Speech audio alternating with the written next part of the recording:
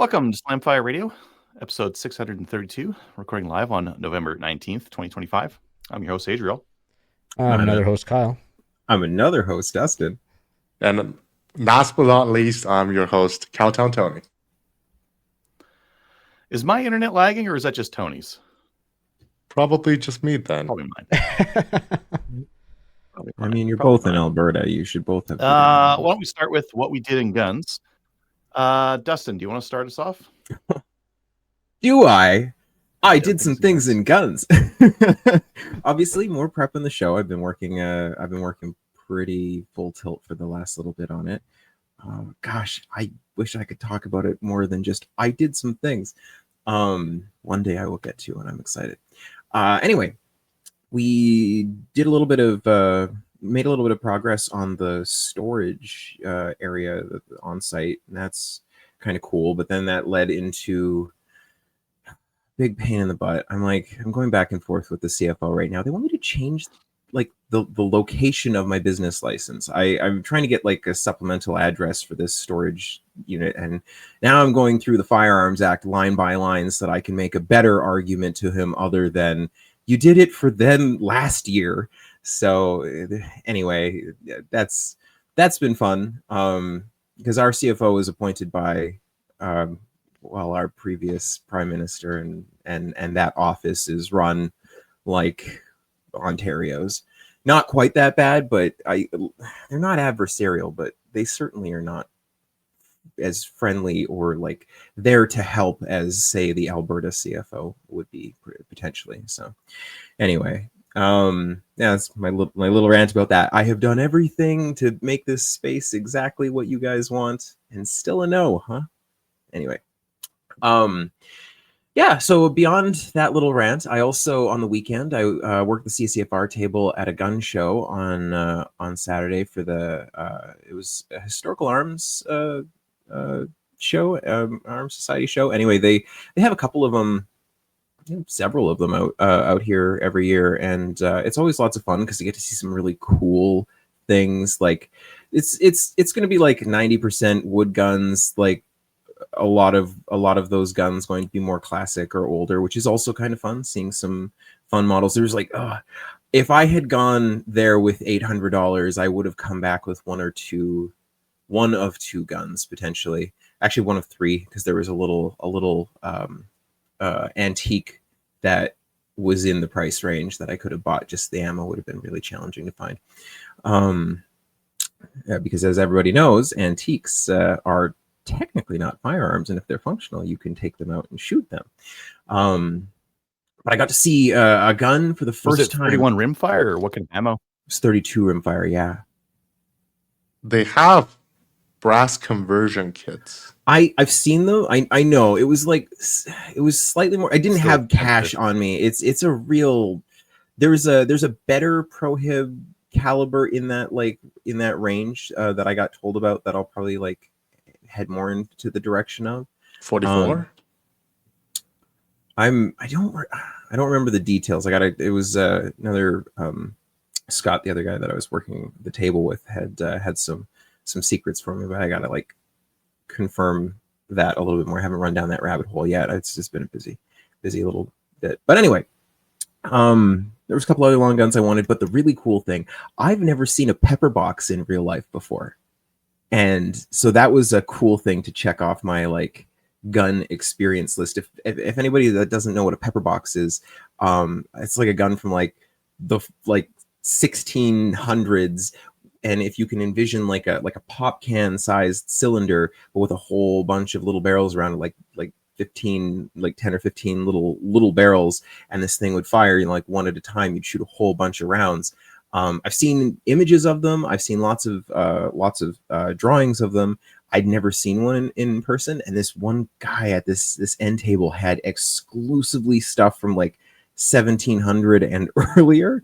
So it was a lot of really, really beautiful lock pistols. I think the very first true and honest flintlock that I've seen fully functional he had, which was also really cool. So just to nerd out about old guns, but it was really, really neat. And that was a lot of fun. And then afterwards we had a little CCFR little pub night for everybody that worked the event, and Rod came out to hang out with us. So we had a dinner with him, and yeah. So that was my weekend. Did I do anything else?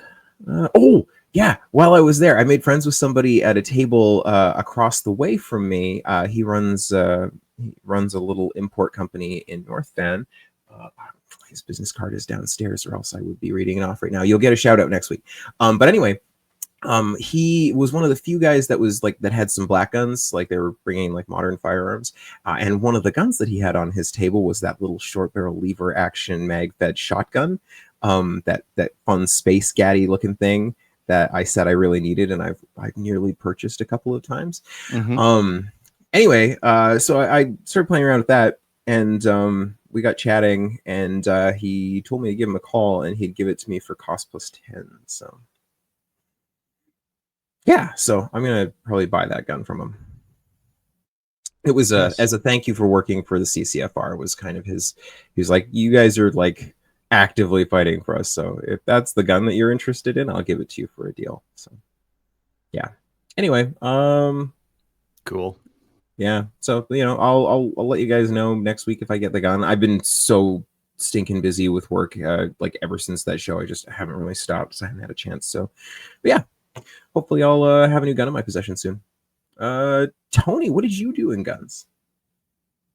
Not a whole lot. Still trying to chew through all the deer, which is, I guess, accurate-ish. I guess for new hunters, don't keep your meat in your fridge for too long. Freeze them pretty soon. I had this section of really low cut, like tendon meat that I'm trying to like, what do I do with this? So I might have put it in the fridge for a bit too long, and some parts of it, there's a small chunk of it that started to smell really bad. So the first smell of really bad flesh smell is actually coming off of the set of horns, because there's like skins and stuff still attached after I removed it from the deer's head. So it smelled kind of like that. So at this point, it's like about 2 weeks, pretty consistent in the fridge. So like maybe don't do that. Like limit yourself to 1 week. I have all the prime cuts freezed away, so that's good. But a quick note. Let me share my screen. Following last week's Black Friday early deals from Tenda, I was looking into muzzleloaders because they had great deals for them. Like $279. It's stainless Cerakote, so it's not stainless steel. So I was like, I'm looking around it. They have a blue. I don't like blue finish guns. I'm sorry. They're a bit too high maintenance for my current stage of taste. So I'm looking around. It's like, stainless Cerakote. I really want a stainless steel gun. So I was looking at, okay, so the $250-ish budget just became $350. And that's like, I really want that if the barrel will break down at the trigger guard instead of in front of the trigger guard. So now the budget is really like $600. And this is probably old prices. They don't have this in stock right now. Make sure you get one that's 209 primed. That last one we were looking at, I think, was musket primed. You want the 209 primer. It will have, this one is cheaper. They have the 429 one that's 209 prime, but these have interchangeable breech plugs. I don't know. Maybe I want to be like an Adriel, so I am a wealth of knowledge, but maybe very shallow in comparison to him. So I know something about muzzle loaders. I don't have any friends who are into it right now.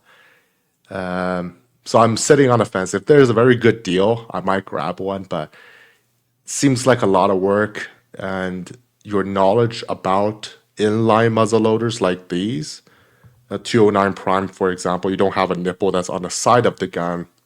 They don't exactly translate to regular muzzle loaders. So if you look at some of the personal opinion, I'm not going to shoot black powder because there's too much regulation around it for storage, transportation, and I don't really feel too safe about that. Maybe they're okay, but the substitute's cheaper and easier to find too. The substitute is cheaper to find and easier to source. So there's Pyrodex, which is like a true substitute.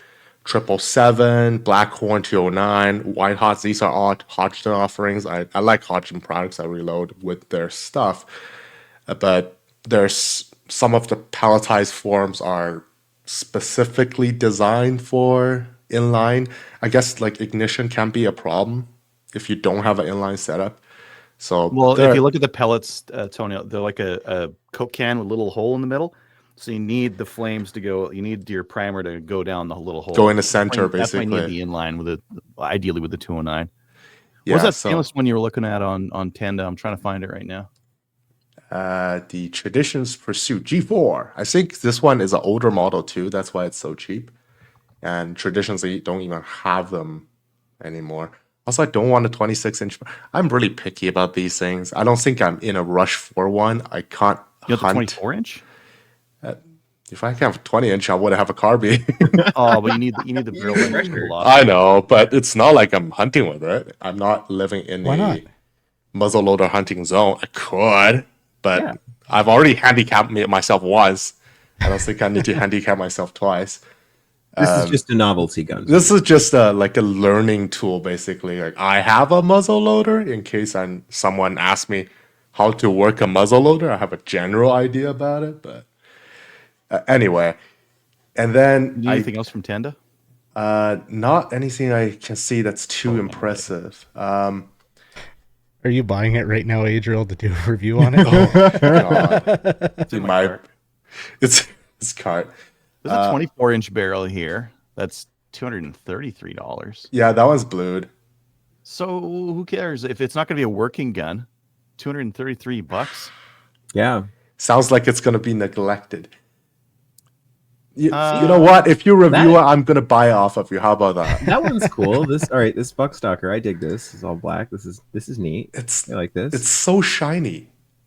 So No shiny. Well, then I'm take not an digging SOS for pad. gold. yeah, just like a little bit of steel wool will solve that in like 30 seconds. Yeah, jeez. Anyway, I sent this to the group before that Spectre Ballistic SBI had their Superlight chassis back in stock, and they were on a 10% off deal if you buy the combo. The deal went away. So I don't know if they're prepping for Black Friday or Boxing Day, but so now I know what the lowest price is. So now I have to wait for the lowest price to come around again before I can buy it. So that's a little annoying. And then we had a comment last week. Was it last week? Or was it the week before? Mark the Brit from the week before mentioned he hit the hype button. So I was looking into that because I saw that being an option on my phone sometimes as well. So it is a thing for Android phones only. It has to be supporting like small to medium sized creators.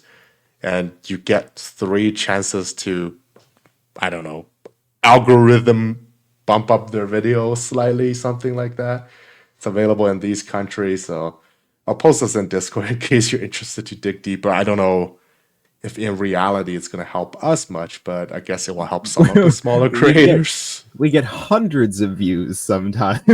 Yes, exactly. Every time when there's a gun ban, our view go through the roof. It's great. I've been thinking about doing some short form content for the show, for the channel, just because it's there. But why aren't there more minutes in the day? I could use a good 4 more hours at least to get more stuff accomplished. That sounds like I'll just use sleep a couple extra days.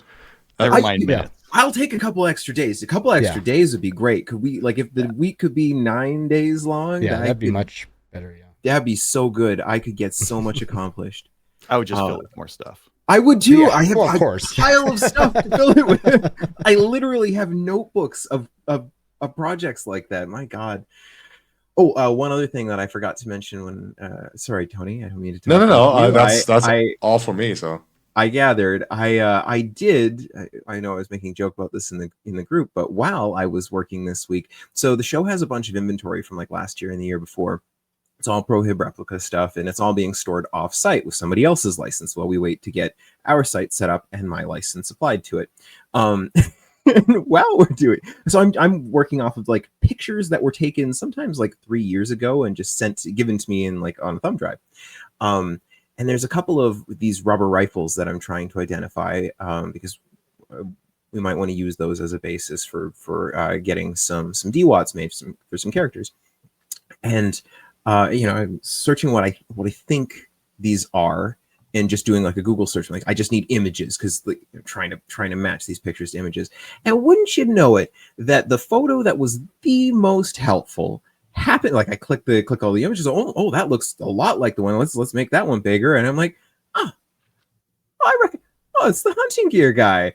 And I thought that was quite entertaining that I completely organically encountered you and your page helped, sort of confirm the identity of a rifle. And I was entertained by that. So You can see a lot of good quality, high quality pictures on a clean backdrop from HG's blog. So highly recommend it. Your photos are actually really good. I like that was really useful. I've seen them in other people's videos. Actually, I had someone ask me the other day, and his video went up. Oh, that's awesome. Yeah, that's nice that they ask permission. Anyone that asks, I'm like, yeah, sure, put my name on there, but go nuts, use whatever you want. That's so great. Everyone deals. So you have permission. Oh, love it. Yeah, fantastic. I might have stolen a photo and used it in my reference report. So. Because I'm doing actually like I'm building up reports on some of these guns because like there's a lot of stuff where like if I'm pitching a thing, I can't just like here's a thing, pick it. Mm-hmm. Like I like to like here is the why, here's some story, here's what this is in this case, because I was like picking this as a reference point. Like I want to use this looks really good, here's the story behind this, here's why this is a good justification. But yeah, I may have used your photo without asking. I do have one other thing to mention. The last day for pheasant release in Alberta is going to be this Friday. But they say in it that they pick a random day in the week to do it. So that doesn't necessarily mean... Does it necessarily mean if I go on a Saturday, is all the pheasant going to vacate that piece of land already? Or should I still give it a try? Give it a try anyways. What's the worst that can happen? Get a bit of exercise, go for a walk. It's getting snowy in Calgary, though. That's not too fun. Nah. It's fine. Let's go to Kyle next. Yeah. Once again, not a lot. Still working pretty solid. I am still doing... I didn't know I didn't mention it last week, but I'm still doing the Ace. Just toned it down quite a bit and just trying to take it slower and just... That's that trying game, right? That's that VR video game you got? Yeah. So yeah, as always, it's hit and miss on my performance, but so far still liking it. We are getting closer to Black Friday, so planning out purchases and whatnot. And actually, we've actually started. Like last week, I did order that stuff. One of the uppers did come in, so they ordered a CMMG upper, and actually, especially for the price, I am impressed by it. It is nice. That is nice. It is really nice. Like. Matched handguard, nice and slim handguard. I mean, buddy made a comment, even comes with a brake, and well, if you want to call that a brake, I mean, it's not much of anything for a brake. Same thing, no bolt or charging handle, that's fine, but nice dust cover. And get this, it came with an adjustable gas block. Huh. Ooh, very nice. Yeah. So that was one other thing on his list that we could mark off, and something we don't have to worry about taking this upper apart to change out. So yeah, it should work out pretty good for him, I think. There's another upper on the way, 18-inch upper for another couple guys. And that's from Tony's favorite place, PSA. Ooh, great. You're going to encounter all the quality problems. It's not my gun. They chose it. They sent me that, hey, we want this. Okay. Well, they will fix it. I'm just thinking if it's not validated, then it might be challenging. Yeah. Yep. We'll make it work. One way or another. And then a couple lowers and some other stuff coming in so far. And yeah, so next week be more buying, probably more buying for myself.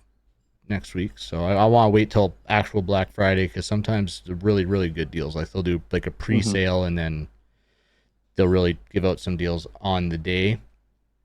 With that search, kind of looking around to see, just toying around the idea on a new 2011 for modified, and I think I might, I don't know yet, but might try my hand at building my own. Ooh. Because I found a place in Texas that will do the fitment. Well, you can do it a couple different ways. You can get them to do the fitment of the slide to the frame, or get them to do the fitment of the slide to the frame to the barrel. So if I do that last option, it'd be about $1,900 for that part of it. If I do the barrel link fitment and just get them to do the slide and frame, that's $1,000. Who sells bare 2011 parts? Staccato still do, or do they? I don't know if Staccato still does. This was Brazos in Texas, and he builds his own guns and sells them, but then he sells all the parts and everything. Like, he'll pre-tune some stuff, so you just have to tweak it. And so yeah, it's a thought I'm toying around with, because it might end up being the cheaper way to go, and I get to learn building a 2011. We'll see if it actually turns out to be something viable that I want to shoot in competition. But yeah, so that's an idea I'm tossing around. Cool. That's interesting. I always know there's like a slide to frame fit thing for 1911, 2011 style guns, but like, what do they do? Take a file to it? Yeah, I think like he was talking, like in his old write-up, it's talking about the machinery to do that type of thing. So it could be a mill and whatnot that they're doing, and then fine fitting with files. But like on a 2011, pretty much every part is fitted. Like, if you want it to be really good, every part is fitted. That's crazy though, because they all came out of the same machine, supposedly. Well, like on custom 2011s, right? Like when you're buying like an Atlas or a Hayes, that's why it takes so long, is because those are all hand fitted. Like they're intended for competition, so they're all hand fitted to be like slick. So yeah, that's just something I'm toying around with. I'll get through Black Friday and see how damaging that is, and go from there. Because I'm thinking Black Friday doing a Insta360 camera that I can just pick a spot on the stage, go a couple shooters beforehand, attach it to a wall or something, just another vantage point for stages, and another vantage point when we're at SHOT Show too. Oh, that's true. So there's some deals going on. They're putting on some deals, so I might pick that up as well. We should talk about who's bringing what camera equipment for SHOT Show at the end. Yeah, and at the end we need to figure out hotel and whatnot too, because I want to get that booked. Yeah. But this is, I guess, maybe a question for Dustin. Everyone else, feel free to chime in. But I want to find a clever, organized way to transport a ton of like PMags, because along with all the guns, I'm going to be like, my stockpile is already growing, and it's just going to grow even more by March. So I want to find, instead of just having a bag and it's just a bag of mags or whatever, find a way that is nice, organized. Have you heard about the 5-gallon bucket yet? No, you gotta stack them side by side. I would do like a drawer. This is my current mag storage right now. That's not, and I've outgrown it, but like that is literally what are That's you not even doing? that Are bad. you kidding me? Is that seriously how you're storing your magazines? Dustin, I got the same thing. I got a bag over here off on the wall that has all my mags in it. You guys, this breaks my heart. Oh. Well, I mean, my match mags are still in my gun bags, so I've got better for my pistol mags. They're over on my wall. They're in the hangers. See, like that's mostly pistol mags. I have, so like my magazines that I use, like my kind of walking around magazines. I've actually got a big metal ammo can that I got. I think it was for grenades at some point. Not one of the like the fat 50s or anything like that. Like it's a rectangular. I don't know. You call it maybe like 24 inches by 12. Is it for 40 mics? It's great though. It's like the perfect depth, and I just made little dividers for it. So I've got all my functional like PMags all kind of going horizontally in a stack, and then kind of isolated out a couple more things for rifle mags that are unique, and then everything else is all like pistol mags and stuff, and it fits in there really nicely. And I just got them separated by that. And then the rest of my mags are all, well, in bins. Yeah, I mean, file cabinet. old But file the cabinet. transport, you're going to want something that moves. I think you want a bin that's got dividers or something into it. Yeah, if you're going to transport, like, I don't know, it depends on how many you want to transport, because like that's my storage for at home. If I'm transporting a bunch, like, we have 16 Canadians coming down. 5 each. Sounds and about right. I'm probably going to be carrying mags for like half of them. 5 pistol, 5 rifle. You should actually. Sorry, no, not they don't need 5 rifles. They have 30. No, probably like three. Probably like 3 rifle mags. No, 2 honestly, 30s and a 40. Yeah. Sorry, say that again. How many? 35? Probably like 3 rifle mags per, 2 30s and a 40. And I got to fit like 2 or 3 D60s in there. I'm going to bring my 40 and 30 rather than buying them. I've got some here. I'm not using them.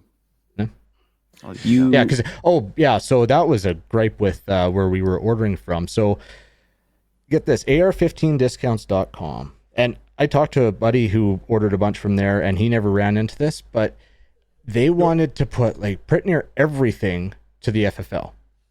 Like I had mags on there. There's a muzzle brake, a hand stop, bad lever, all that stuff. They wanted FFL. I kept the parts on there, but the mags, I was like, you know what? No, screw it. I'm not putting the mags on there. That just seems pretty stupid to go to a gun P mags to a gun shop.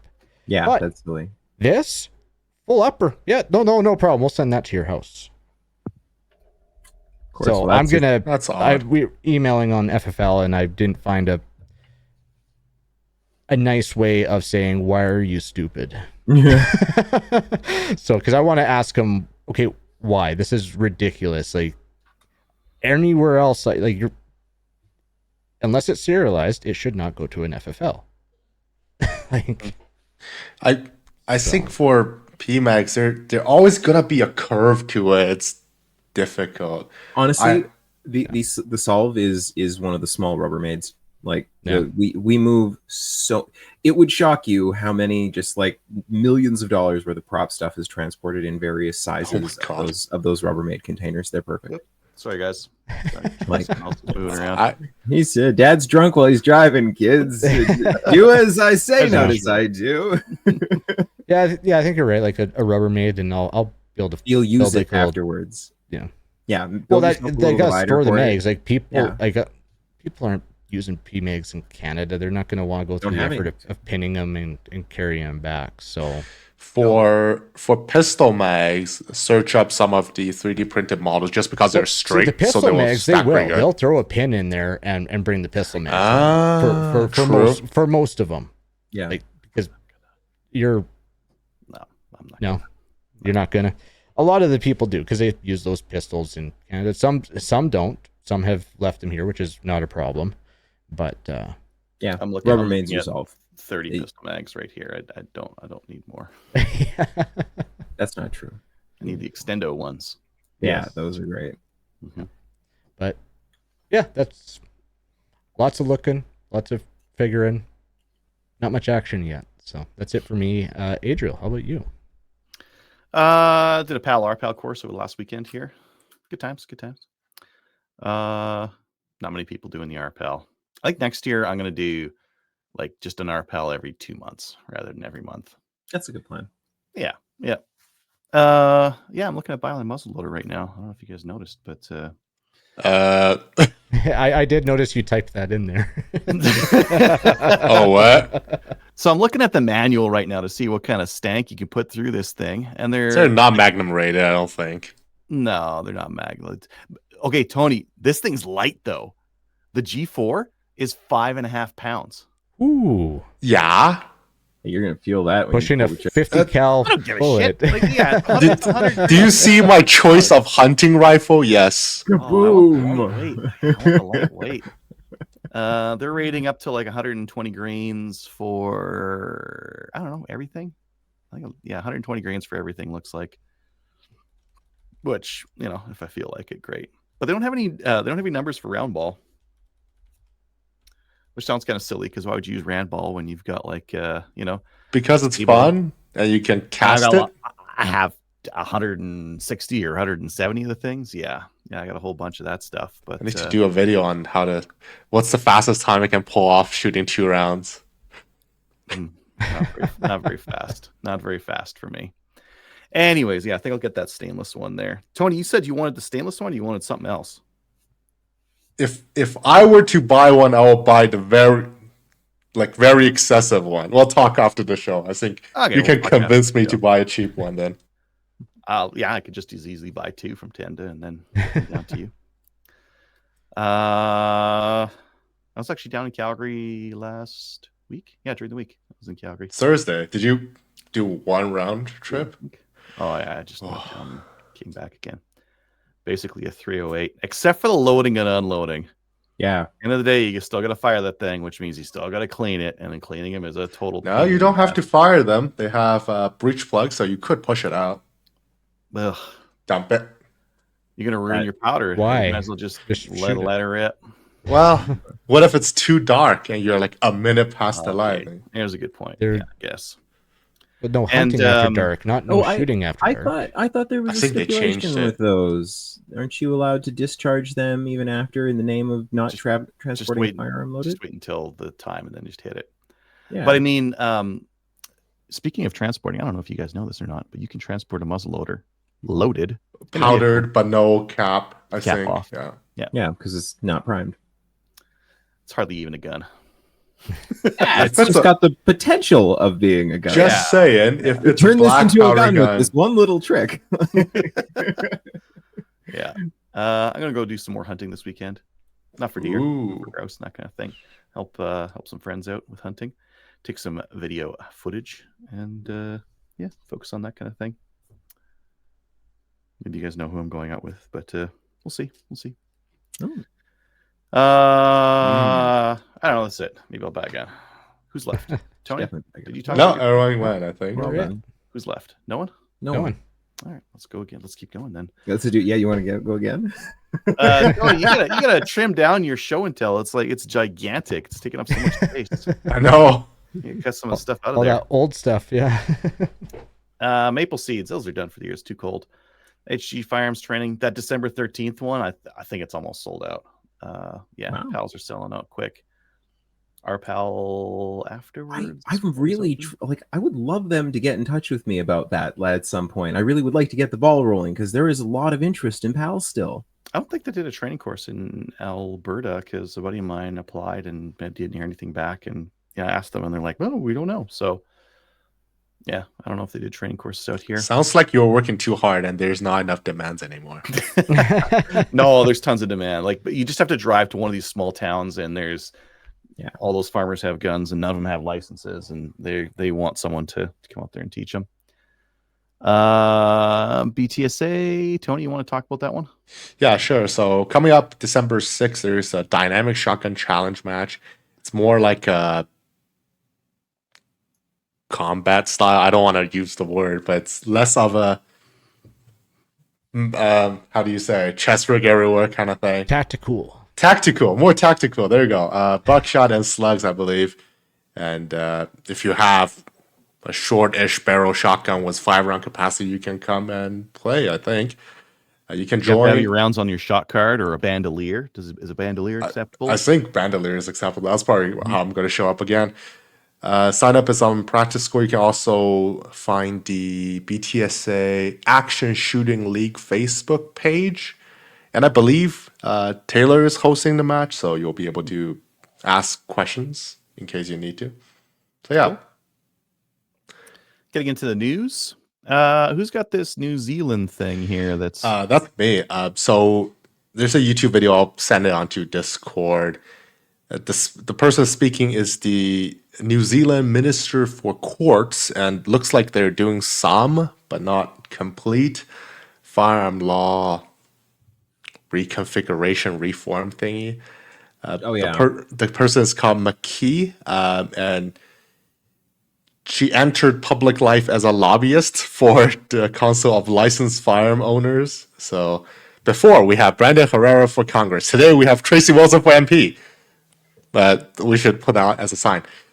So it's a bit interesting. They're doing this under a coalition government, and there were reform planned for what they call what we call standard capacity magazines and semi-automatic rifles for range and competition rifle and pistol, I believe. But it appears to be that it was not agreed upon by the coalition partners. And yeah, their term for it is the military style semi-auto, not the assault style. So I guess you gotta learn your Commonwealth lingo, you know. So the Firearm Administration in New Zealand is planned to move from the police, like how we are right now, to the Department of Justice. I don't know how it's gonna affect things in the long run, but it is an interesting news article, I guess, about someone who is in the common law who went to stricter, and then they're kind of rolling it back slightly, but not all the way. So interesting development. They bounced back a little bit just after the mass non-compliance, right? Like they weren't pursuing folks really hard, and they're like, oh, only like 30% of the folks handed these guns in. Maybe this didn't work so good. But I don't know. We'll see how it plays out, right? It's still in the early stages, I want to say. Yeah, everything swings back and forth. Adriel's mute. Yes, indeed I am. And I'm also looking at muzzleloader bullets and geeking out on them. I bought you things. Oh Look my at these God. muzzleloader bullets. They're shiny. Nice. That makes them better and more Those- deadly. Those are definitely. They have TSX, Barnes I- pure copper. Oh, my Crazy. goodness. I kind of want to shoot that. But look at this. Silver. That's for How much is it? werewolves. I And then they got these Cam Pros here, which I think I have some. I bought you a Yeah, box yeah, with Cam Pros. yeah. You probably never shot it. No, I have shot them. They're up there. Oh, really? I Okay. got lots of them yet. But yeah, Cam Pros for right around $1, and these ones for just a bit more, 15 for Just a bit more. $22 for 15 of them. That's actually not too bad. I guess That's it's not actually just the 5 in there. That would have been expensive. Shiny. Lead. Yeah, those are cool projectiles. Some states won't allow you to use those. You have to use a true to bore. And some says you have to use a round ball. I think Montana's like that. It's kind of interesting. I got round balls. Use that. Yeah, I think like Kentucky, you actually have to use a flint lock. Oh, Just that's be like, has to be exposed, blah, blah, blah. Yeah. yeah. I mean, the like Mike was saying, the inlines are kind of cheater territory because you're using like a shotgun primer. You put a scope on there, but flintlock Still a is- muzzleloader. I told you guys I was watching some matchlock videos with like samurai shooting matchlocks. Uh-huh. They used guns for longer than they used swords because the samurai were around for so long and they adopted guns so early. Anyways, Cape Breton police chief announced his retirement today. Yes, he did. Yeah, this is the guy that. Yeah, go ahead. He Jeff. announced it was completely unrelated. Unrelated. Completely unrelated. He was planning on retiring. It's pretty typical. Don't make a big deal about this. Based on all this heat, and you know what? I'm just out. Interesting. That's good. Yeah, they only collected 22 firearms. That Yeah, and that's a quote that I heard. Yeah. apparently one of the few people that turned them in, apparently it was a big like estate. So like a large sum of those could have probably come from a single person who died, and because they've made the laws such that you can't do anything else with them, they turned them in. Yes. Yeah. Anyways, next one. I'm going to share my screen for this next one here. This next news story. It's only very rarely or very little applied to guns, but I just had to include it. Dog shoots owner in the back after jumping on shotgun, left on bed, hospitalized, undergoing several surgeries. Talk about a rough day.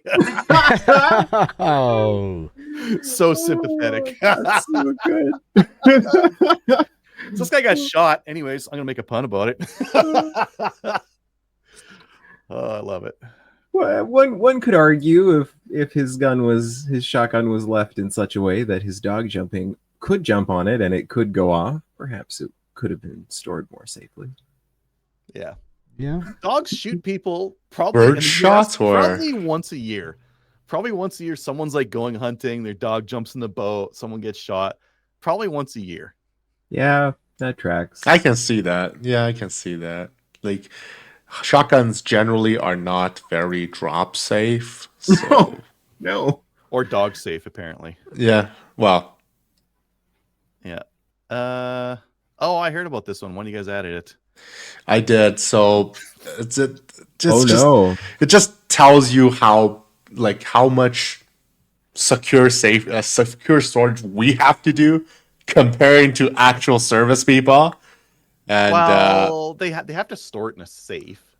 But yes, and the video monitoring wasn't working. Why is the CFO not there? What the F? Well, didn't It's in BC. There's no one going to monitor that stuff, man. Didn't- if one of these didn't- guys takes their gun out of the safe, no one's going to know.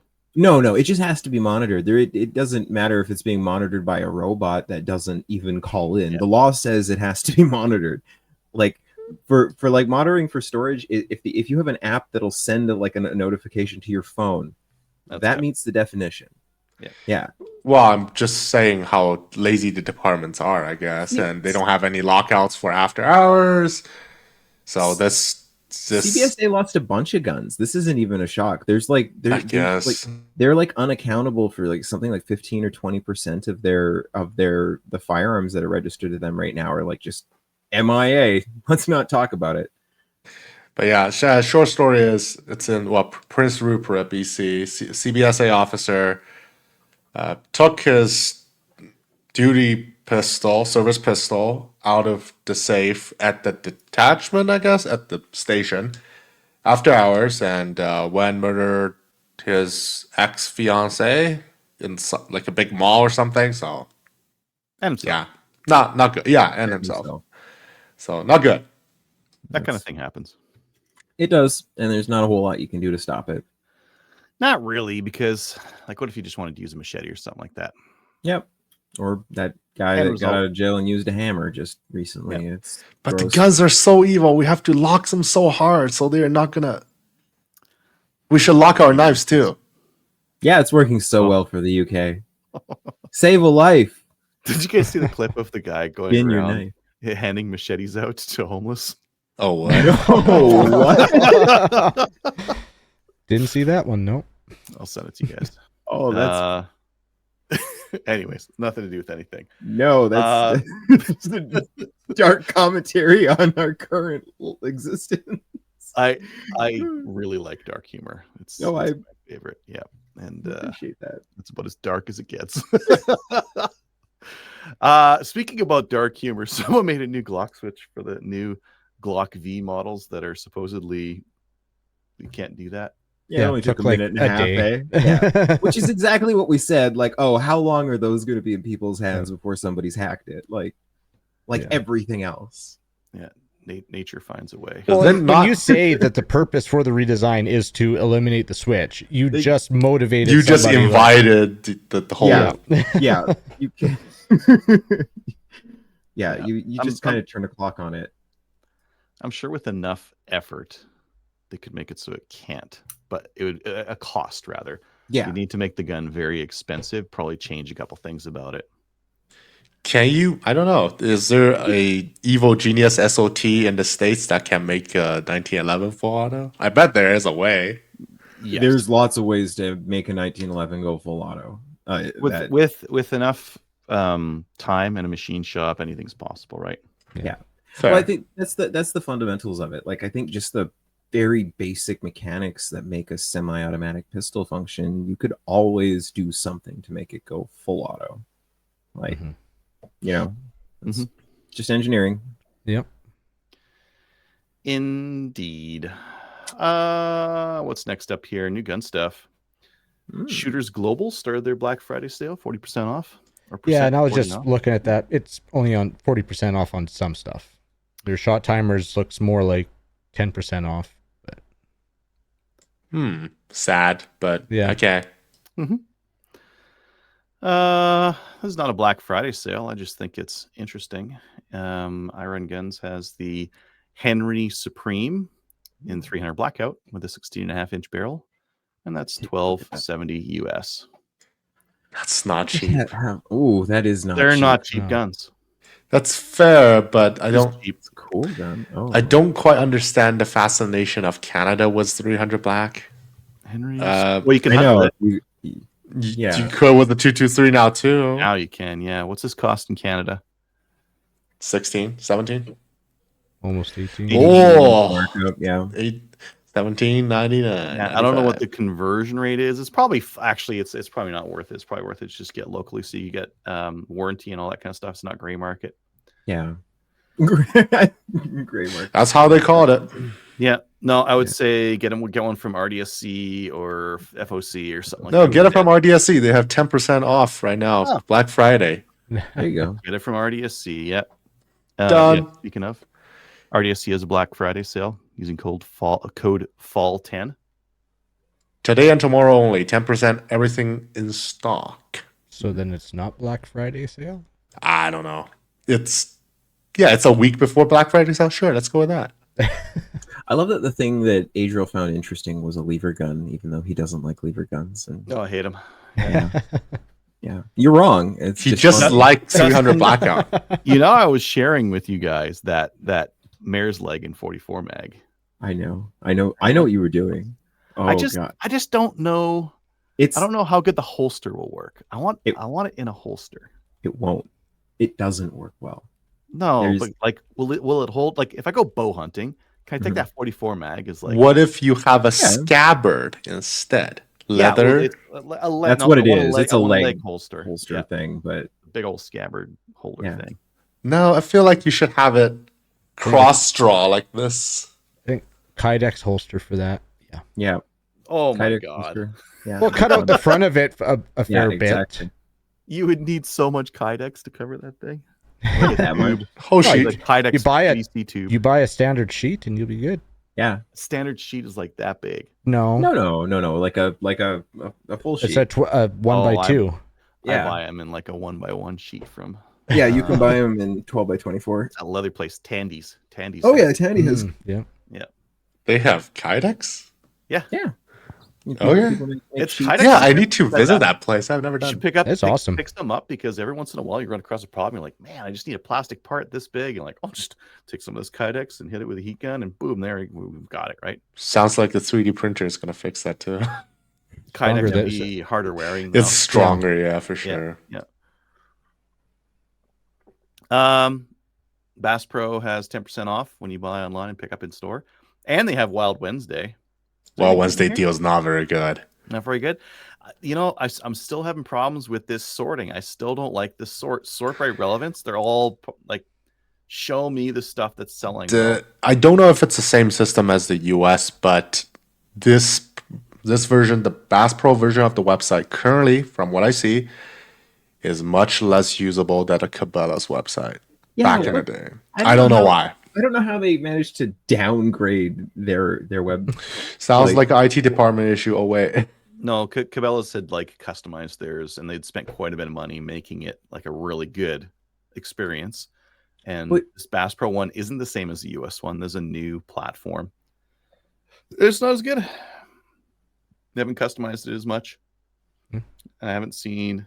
Well, there's that kind of nonsense, but That's stupid. I would have told you if there's a good deal. I would have looked. what's the OAL on this thing? 14-inch barrel. Come on, give me the OAL. 27. 27 and a quarter. I think I'd rather have. Well, okay. I mean, this is a lot cheaper than the lever action, but that lever, this mag sticking out, is going to be. No, Just have a tube guy at that point. Why would you? Yeah, exactly. no, that little lever. Oh, I guess the deal on buck knives is pretty good. 79 for 110. Not bad. They're heavy. I prefer a lighter knife. Oh. Buck ones are classy though.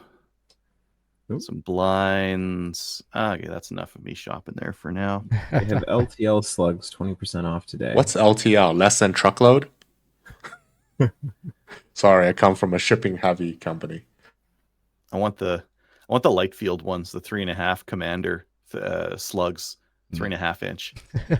Oh my You guys seen those god. before? What are you gonna Yes, shoot you him do not like your shoulder. slug? No. It sounds like just a solid chunk of metal. What? Or maybe I Yo. have. What? How fast is that moving at a 3.5-inch Magnum?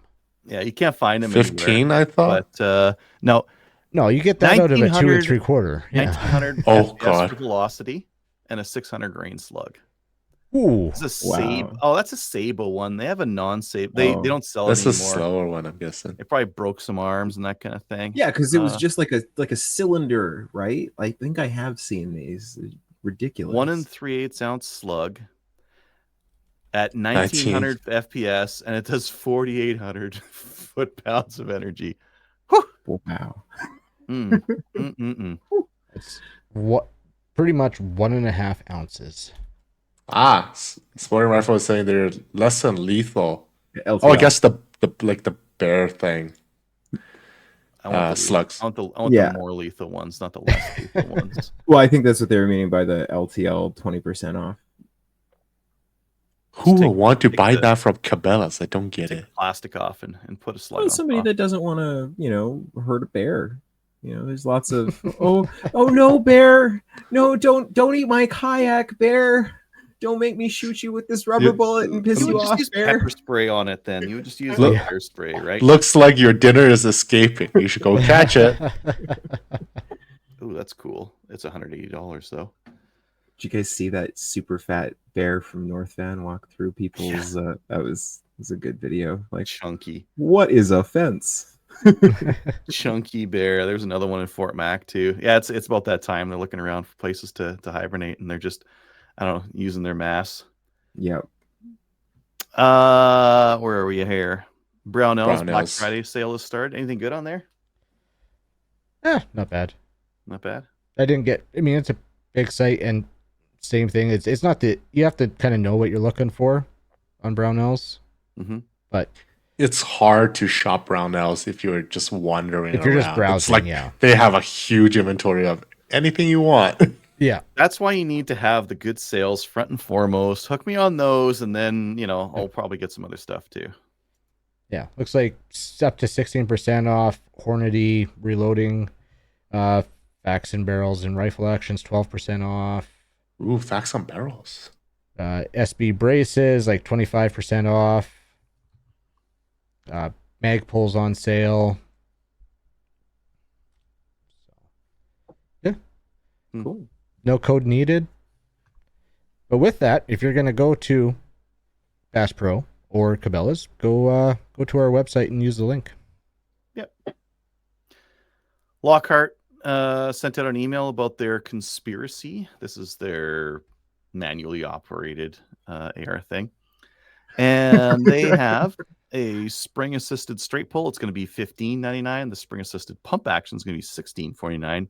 And the lever action is going to be $18.49. And for those who are not aware, their lever is on your offhand.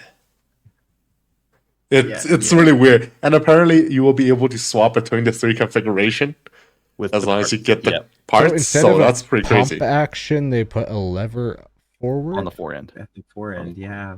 What? Yeah, it's a real unique looking And thing. it's the most expensive thing too. So Well, yeah, the mechanism and the mechanics to make that thing work. Yeah. It's still around the same price as the Henry Supreme. if it's innovative, I will give it to them. The reloads will be super slow because you have to get out your But hand. the thing is, I'll give you that. There is innovation for sure, but some things just no. I think the pump action will be the best selling one, just because Well, yeah, there like, isn't a lot then of who options. would want Get a a lever PAR. out front versus a pump action? So Yeah. if you're going to get a pump, get the PAR or get that Australian monstrosity. Yeah. That's a pump SCSA, the Taipan. Taipan. It's Yeah, I Taipan. guess Taipan. I've actually talked to a few people with those, and they're not bad. That for what I've seen, they've been fine. I like the PR though. I don't like how it's not a AR bolt and firing pin, but So sorry, I'm still stuck on this lever action. So they have it out front, so your forward hand would then have to tilt forward. yep. Just Yeah. that just gets even worse and worse. Oh, you when I should think look it about up. It's It's really interesting. Like, that it's is, like, the Caltech of Canada. It's great. completely counterintuitive to what that hand should be doing. oh, thank you, Adriel. Yeah, There's your forend. Yeah. Oh yeah, show the whole gun. That's the Oh, most. so you're like, okay, so you're gripping it like, what the heck? Yeah. Just don't worry about it, man. It's fine. I know. There's probably a rack and pinion in there, and this is probably. Oh my 24% God. PLR, That's right? worse than an yeah. AFG. Yeah. No, it isn't. Yes. It's an AFG that work does something. You pump it. You get a free AFG, Kyle. You don't think about that. Yeah. I mean, you know what? Hats off to them for Hey. building something in a market where we're not allowed to have anything. So. And for the time and energy it took to design that to make it work, I hope they sell some. But wow. I bet they'll sell 10. That doesn't work. There's their pump action. Oh yeah, it's just a little Okay. section. Yeah, I Hooked saw they up have an properly. attachment that will clip to that makes it more like your handguard. Grab yourself a Magpul. I do not like thing. folding charging. No, handles. I hate. no. Not a fan. Yeah. You can make that either a detent or have a lever built into it, kind of like your strike action pistols. That Folding will in fixed unlatch style, it. so maybe they'll have both as an option. Then I'm okay with it.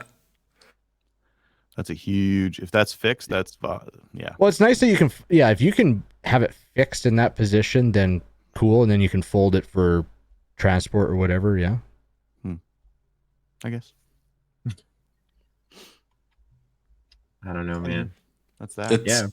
It's taking a bit long to design. I'm just gonna say it. Well, it is. It's Lockhart. He takes his time with the design and getting stuff out. And as much as I don't like his customer service and that kind of thing, his end quality is usually pretty good. Yeah. After one iteration or two. He doesn't just One dump version, stuff one out version. there. But yeah. One revision, and then it'll be okay. It's not like Adriel where it's like 7 and it's still a piece of shit. Yeah, they never touched the part that was the problem in the first place. You keep touching it in the wrong ways. Yeah. What if we do this? What if we do that? Why don't you do what everyone else does? No. Can't I do will that. say their first run of the 102 was actually pretty good. It wasn't perfect. It was heavy, but yeah, It was okay. heavy, and mine did have an issue, but it's a minor issue. Lockhart had a 102 as auto? well. No, BCL. BCL. Okay. Yeah, he was making fun of Minor BCL issue for would just sucking. it would go full auto every once in a while. It's minor. I wish we wouldn't call that a minor issue. We call that oh god, it's A the opposite. bug, but not a feature. No, that's a feature. Not a bug. But no, just the bolt didn't like to always unlock when you pulled on the charging handle. Yeah. But yeah. Anyways, that's neat. yeah. On to the main topic. Selfishly, so I was I'm looking at the place I'm going hunting this weekend. Looks like some long shots. Now I can take a long shot, but what I wanted to talk about was steady aids for hunting. What do you guys steady your rifle on? How do you make a long shot when you need to? And when I say long, I would say 300 plus, because under 300, take a knee, go seated. I throw my rifle on the ground and then I go grouse hunting instead. Some people can't take a shot even with a steady even with a steady rest. They're not going to make that 300 plus. Living in BC and hunting where I've hunted, I very rarely had to take a shot more than 100 yards, if I'm being honest. And if I'm shooting out, like, we've got a couple of spots where we can shoot out 600 plus, but then we're always like rest, like shooting off of there's a stump and a couple other bits to shoot off of. So I've never really Let's needed, say hunting that spot. Yeah. You're like, man, this cut line's amazing. I'm going to shoot something on this cut line. Would you use the stump? Would you bring a prone bipod? Yeah, I would usually either, like, if I knew I was going to be shooting that distance, probably like one of the prone bipods that I've got, because I can actually get the gun up pretty high on the couple that I've got, or just shoot off of like a stump or a tree that's going to be close by, right? Like if I have ever needed like a real steady shot, I'm just going to be leaning up against something. So yeah, for me it depends on the setting. Like, I would always go out with a shooting stick, the Primos shooting stick, monopod, something like this. Yep, something like that, similar. Trigger style, trigger style. So trigger style's better. This is like the camera tripod ones that you got to like fiddle around with. But that being said, if I was making a 300-yard shot, I wouldn't do it standing. I'd either kneel down, reverse kneel, or I'd still have a tree for support. Like put back into a tree to help support my body with that. Otherwise, like a sitting bipod. Yeah, I find these a standing shot, it's still crap. Yeah. There's still too much stuff moving. Yeah, It's better. It's better if I'm shooting gophers. I'll take this, but it's not a really good one. Seated, it's okay. I think I'll do it seated. I think what I'm going to do is set up a blind and set this kind of stuff in the blind, because the advantage there is that I might as well just get a gun. Well, see, if you're in a blind, I would do tripod. Just have it mounted to a tripod, and there you go. That's so much crap to take with you, though. I mean, with the single there, you can put that out. I think you just be like hanging out, or put the gun down here, and then when you're ready, raise the gun. And I think the advantage here is that front is so steady that, especially if you've got a really low chair, you can get your elbows on your knees, and then that's super steady. Yeah. But this isn't like it won't hold the gun by itself. Like if you guys support that it's from waving side to side, and Yeah. It's lightweight though. Well, what about those? You had those lightweight shooting sticks that just basically made the axe. Yeah. There you go. Pop these out here. Like, how much can you preload on those much? No. Like you could even do a little bit of preload. You're getting vertical, but you're not getting front and back. Okay. Because they can't really dig in or anything like that. But there's a fair amount that you can get in terms of height just by squeezing them. And then you can go quite a bit lower, like basically onto the ground just by splaying them out. But that's also very steady. You just need to get them down. And then that saves you from your side to side on those. Yeah. I still say for a blind, strap the tripod to your bag and. Yeah, like if you have enough space. I guess if you have two people in the blind and then a tripod, maybe it's a little clunky, but I bet deers won't notice that's 300 yards away. Yeah. Tripod with a little clampy like this. Yeah. Yeah. Or if you have a competition gun style, you have an Arca Swiss blade. The Arca would be nice. That's what this is Arca, but I don't think this gun has Arca. No. Adriel's using my very heavy impulse to do this, which I don't know if it's helping or not helping the situation. I think as equipped, no ammo, it's Heavy's 10 good. pounds. Heavy's good.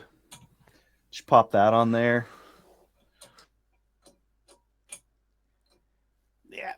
Yeah, I like that. Yeah.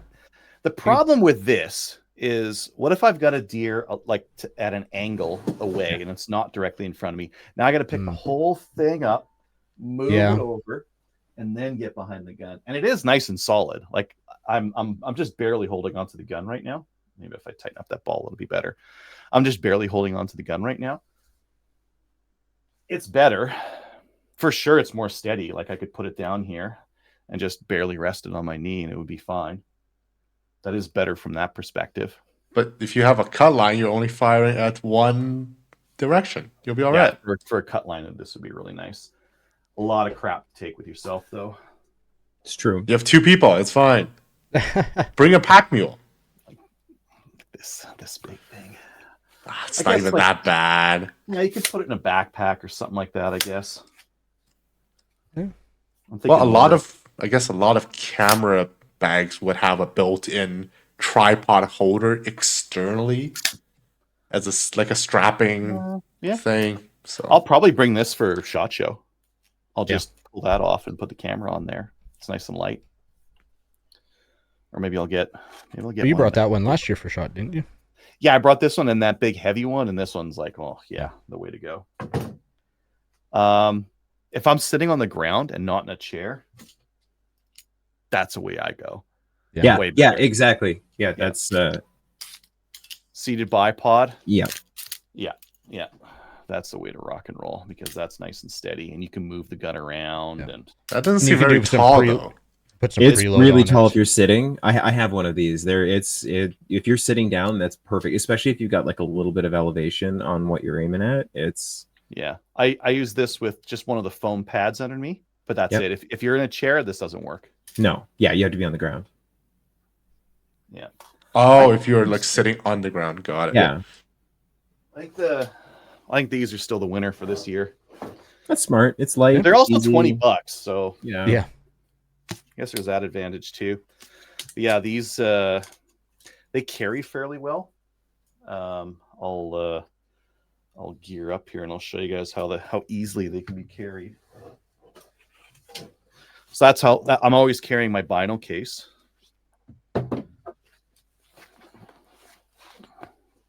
And I'm not gonna do up the back, but I'll just take these and slip them in there, and they just sit like that. Oh, okay. nice. Yeah, You're not the kind to take a bottle of water with you, eh? never. Doesn't take water, but Okay. I know. I get too thirsty too quick. No, Yeah, I 100% need to take water with me when I go The out. amount of stress that deers are around me is too much. I wouldn't want to carry a beer with me because if I'm drinking beer while I'm hunting, like I'll probably have to pee, and then I gotta move around, and it seems very counterproductive. Hunt hard and then drink after. Well, I Now- was talking water, hydrate. Don't need that either. Like if I was going up into the mountains or something, I'd actually probably consider the even shorter one. Yeah, Or where you can go prone. Yeah, where you Going can go over the prone crest on a of the hill. rock, or if you like you're blind, if you had a good solid log or something, this might be like You need a short platform or you bipod. need something. Yeah. My Like, only that thing about thing is super short. my only thing about having a bipod on a gun, then I want to know I'm going to need it. Otherwise, it is a lot of weight to carry around. Mm-hmm. Like Well, that. some of the smaller bipods aren't as heavy. No, but the second that you start, especially if you're going standing with anything that does have that that extra bit of weight on the front of your rifle, That's fair. They can be cumbersome, yeah. they can be. Should have your sling though, so you Or- can Oh, yeah. maple seed it. Carry around like a Sandbag. lightweight bag. This is not a Yeah. great bag for it, just because it's kind of bulky. Yeah. I got a sock with some airsoft BBs in it. It's super lightweight, and I can just take that if I needed to go prone somewhere and shoot. Or I've got one hunting stand where I've got a bench in front of me. I take that little sack. The only job it's Well, got is just to steady I was the gonna say rifle. at that point, just use your pack. I don't have a pack. That's true. He doesn't carry a pack. So yes, that is a fair assessment. I keep hearing about this on Vortex Nation. They have the Spartan bipod system. It's like I very got some of those. fancy. I got some from the company that predated them. Huh. That's So like you have to it's a- modular. It's a carbon fiber bipod. It's a folding carbon fiber bipod, just like Is it magnetically attached to your thing? mine was. Yeah, the original ones. Yeah. Cool. I don't really like the magnetically attached or not. Like I'm going to run a bipod or I'm not going to run a bipod, and I'm going to run some sticks or something like that. It's not a very durable connection. I got a review on it somewhere. Fair. And then I also got a carbon fiber bipod, but a non flip forward one. It's just fixed down. Oh, really? Ah, And I that seems very annoying. yes. How are you It's got going to carry it's got it? the pick rail attachment, so you can just like screw it onto your rifle real quick. But no. And the Do the problem is legs come together or no? yeah, but like one of the problems with a lot of the carbon fiber, they like use this style of collets. The rotating collets. Oh, Move yeah. it in and out, and I barely like my regular bipod that has the quick adjust ones. I barely like it because it's just so slow. Like the nice thing about the trigger, the Primos, like Just shoot out. those ones where you press the trigger and it drops the legs. Love Like they're it. so quick. You see something, you drop it, you put your gun on top, and you shoot. Like Yeah. time is so important, and I don't want to be dicking around. I don't even wear ear pro. I don't even put ear pro when I'm hunting. I see the deer, I take my shot. I don't wait around. So I'm not gonna dick around with like slow to adjust legs or something like that. I need to either preset it up or Just not use it. Well, it depends on your hunting situation, right? If you're hunting on a farm field, then you have a lot of time between the Well, deer yeah, you set it up appears ahead of time and versus gone. And if you're on a cut line, then you don't know how fast the deer is going to run, and you'll only have a few seconds to engage. Yeah, and I mean, it depends like, for the distance too, right? Because if I'm looking at 100, I'm not going to bring anything. I'll just rest on my knees. That's fine. I can take a shot at 100, no problem. Or I for that matter, I can shoot offhand at 100 and still make good hits. But yeah, I guess someone else wrote in here, Project Maple Seed. That was me. Yeah. Well, that's a good one just for getting those base level skills and understanding what your accuracy is like, so you can understand. Oh, it's at 50. I don't need to deploy my bipod. I can just shoot it offhand, and I will make my hit. It'll be fine. Yeah. And Or proper sling use for sure. Hasty sling gets you a little bit more. If you're like 100, 200 yard kind of thing. I'll do 100. 200, there's not a chance in hell I'm going to take a standing shot. Yeah. It's fair. I can do about, I don't know, 6 MOA at standing pretty reliably. And I don't like that's 100 yards. I'm not going to take any shot further than that. Further than that, I'll just drop to a knee. If I can drop to a knee, I can pull that down to like 2.5 MOA. So I'm happy doing a kneeling shot out to 250, somewhere around there. Beyond that, I need something steadier. I need like I need to go prone or need a rest of some kind, like 3 or so. I got my deer last year at 300. I think it was last year, and I was using those sticks and a chair. And like as I was taking the shot, I'm like, this is too easy. It was so super steady. I'm sure lots of different like rests would be steady enough for a 300-yard shot like that, but that one was really nice and lightweight. I mean, that's a nice combo. Yep. Yeah. But there's something to be said about like running this tripod with a clamp on it. Like just, it's You could extend yourself to 500 yards if you have your 300 Win Mag and have enough horsepower to do it. Yeah. Well, the funny thing is, like, I'm thinking about this stuff, but I'm not shooting a deer this weekend. I've already got my deer. This is more for Ian. I'm taking out. Sounds like you should put him behind a 300 Win Mag. Yeah. No. He's got a hunting rifle, but maybe I'll put him on this. But it's not Magnum rated. I think he's running a 270, I think. Yeah. I think he's running a 270. But yeah. Maybe I'll set him up on this. Nice. Any other things we want to talk about for steady aids? My tower, my sniper tower that I have set up, there's a sandbag that stays in there. Nice. Oh, really? It doesn't crack over the years? Jeez. No, it's just stayed up there. It's just like an old Caldwell sandbag that I got like, I don't know, 15 years ago or something like that. And you see a deer, you plunk the sandbag. Because that spot, I can shoot a deer out to 550. Oh, wow. So, yeah, my nephew shot a deer at 400 from that spot this year. Wow. I think I know I briefly mentioned it, but like for those who do carry a pack, don't underestimate the value of using your pack to rest. It's true. You can stand it long way up, and that's going to help you out. Lay it down, whatever. It all depends on situation. I mean, if you're bringing a pack too, you've got more options for what kind of rest you bring. You might be able to bring something lighter or something more bulky, or because this like, well, if you're sitting at a stand, yes. Like if I'm walking around, like you said, I don't want to sit there and mess around with bolting something on my gun. Slinging the pack off and kneeling down to shoot off my pack is one thing. Then trying to strap on a clamp or bipod or something. I think I mentioned this last time we had a hunting show, but in Europe, it's quite popular to get these standing bipods, but it's a 2 and then it's another 2. And that gives you your front and back stability. Oh, okay. They're tethered together at the base. So it's like imagine you're standing bipod like and then pyramid? Yeah, kind of. It's like it's got the 2 legs and they splay apart. And then you've got your side to side and your front to back stable with this like a lightweight. They're not very popular out here. I don't see a lot of people hunting with those. No, but those would work. It's interesting. That is interesting. I think you'd still need that quick adjust mechanism like they've got on those. What do they call it? The Primos? Shooting stick. Shooting stick, yeah. Yeah. The And they make trigger where it bipod drops. and tripod versions, but I like the monopod, and whether Mhm. the tag told me not to or not, I did use it as a walking stick.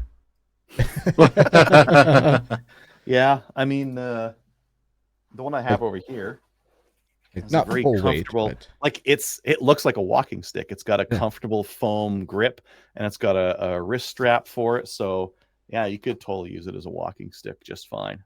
Well, you don't want it to collapse on you, but It won't. It's got the camera like oh, that's the thing I trust the I don't know. least. So it will collapse, but I got to put quite a bit of weight into it for it to start going down.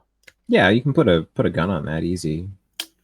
And hike with it without, unless Yeah. you're like relying on it to stop you from falling or something like that. Yeah. You fall real slow. Anywho, I think you guys have convinced me that I'll take my sticks and maybe the tripod. Maybe Take the tripod. yeah, I was on the Good. tripod. I have a train. place to put your I'm- gun. I'm on the tripod train as well, and also bring some water. No.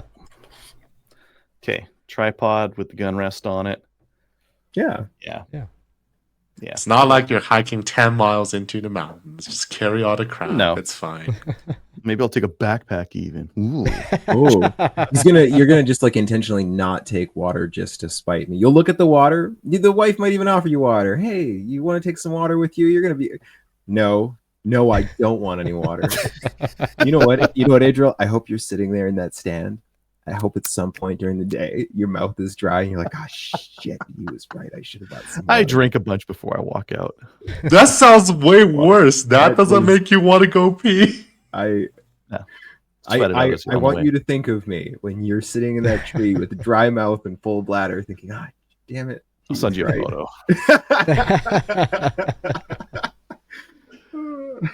All right, let's get into listener feedback. No emails. No. YouTube comments. Tony, you want to go do those?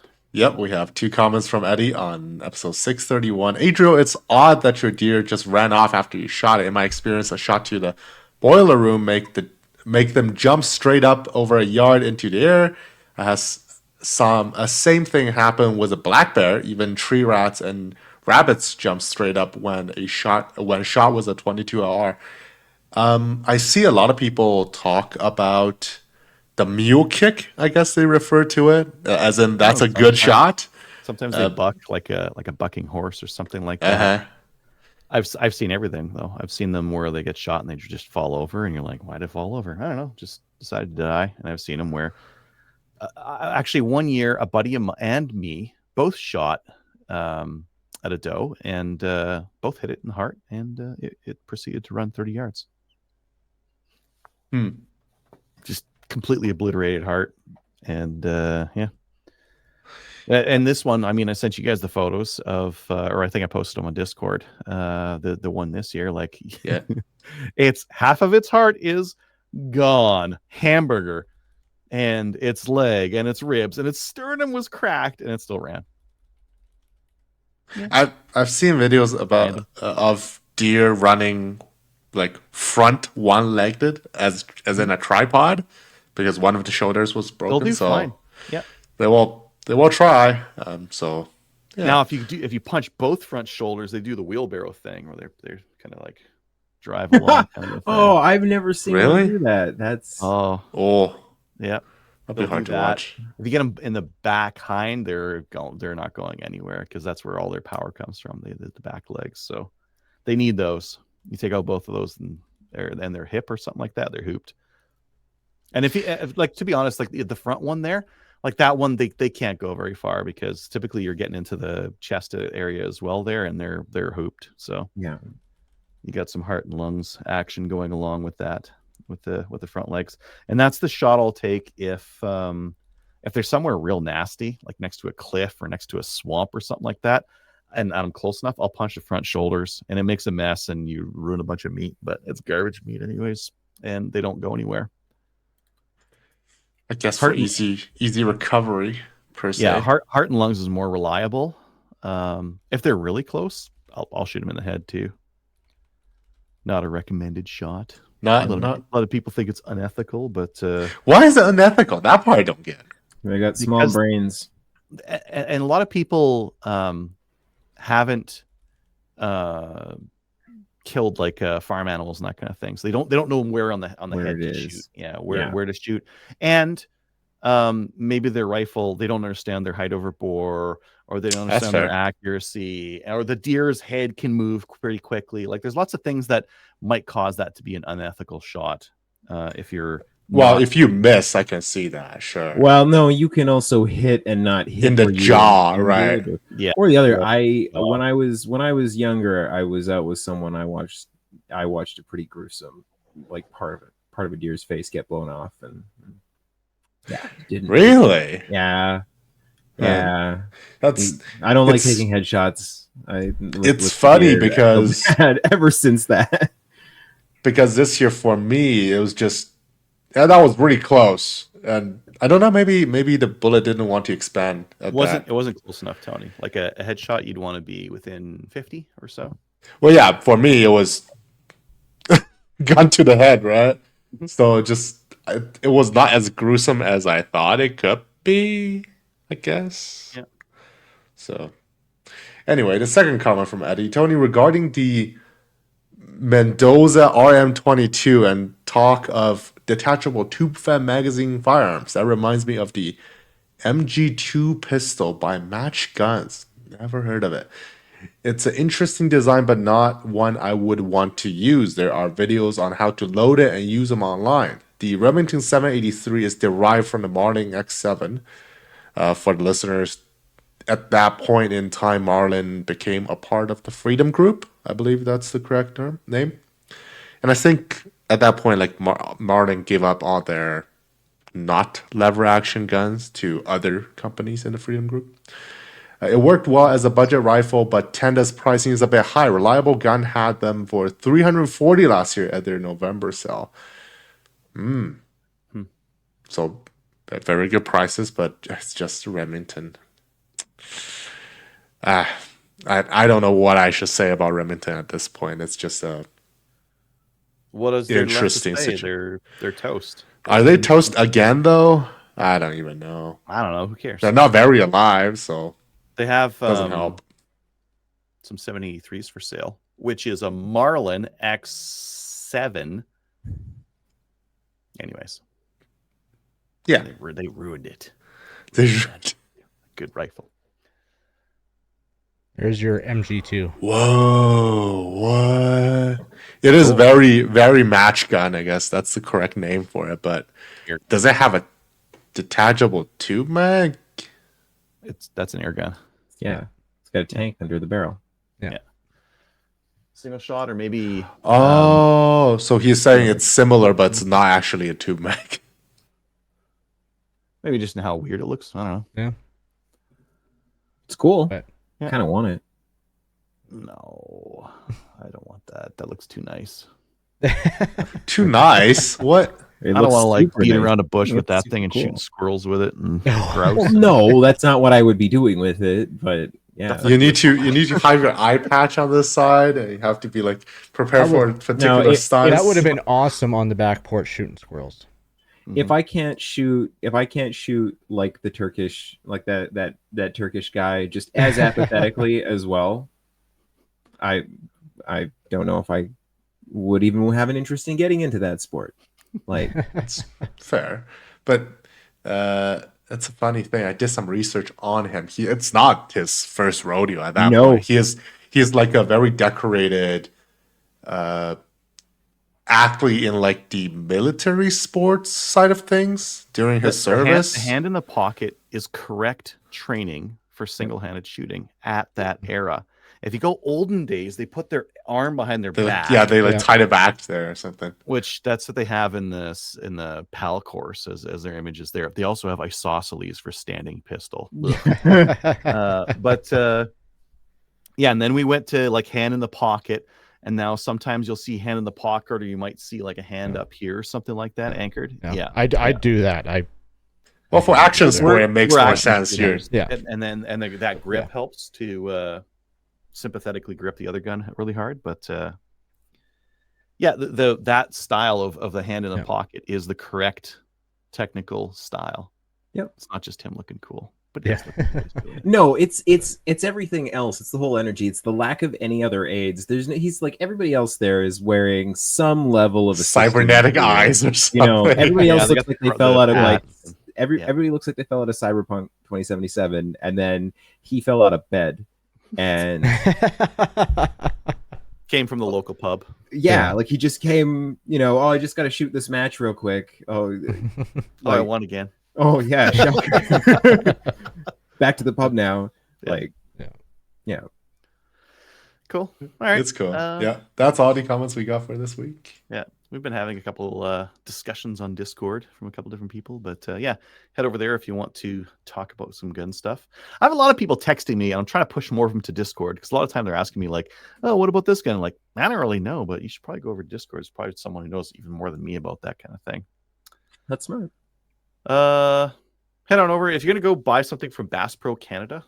Click on our link before you do that, and then we'll get a little taste.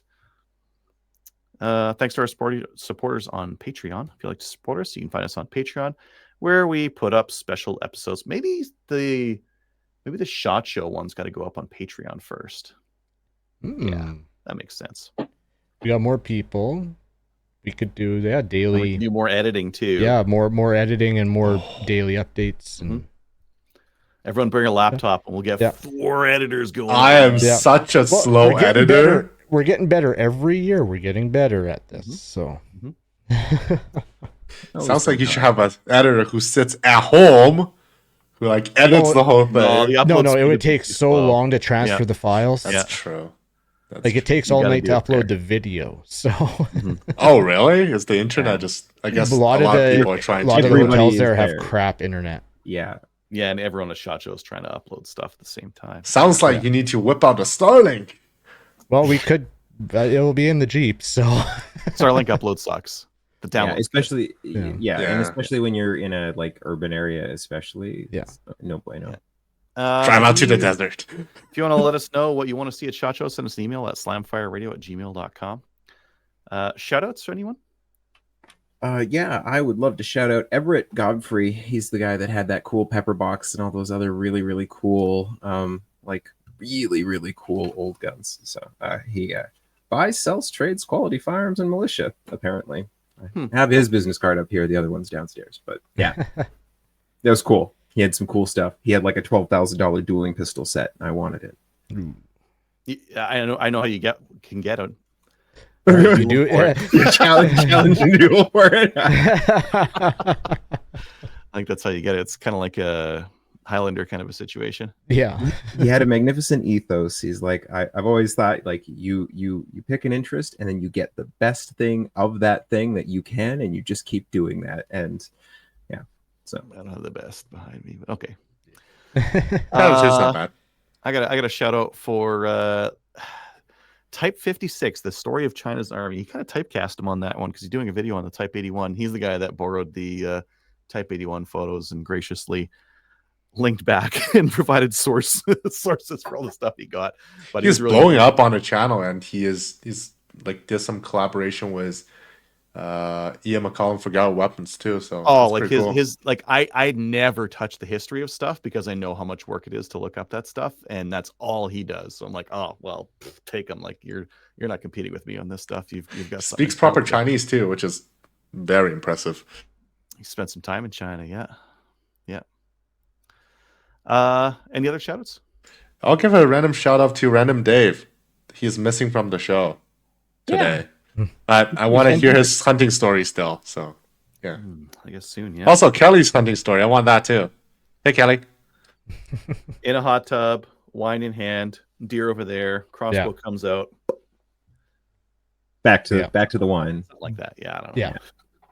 Yeah. Maybe I'm losing a little bit of hyperbole here. Any other Only shout a outs? little bit. Give a half shout out to AR15 discounts.com because they got the upper out fast, but the rest of their stuff is stupid. So That's a half a shout out. Did you get a discount for your AR-15 though? I don't Kinda know. ish, maybe. well, yeah, there were sales. They were sales on. That's what we bought when we bought. Good. Yeah, the lowers were on sale. The upper was on sale. Everything was on sale. They should have a banner that says "Freedom for cheap."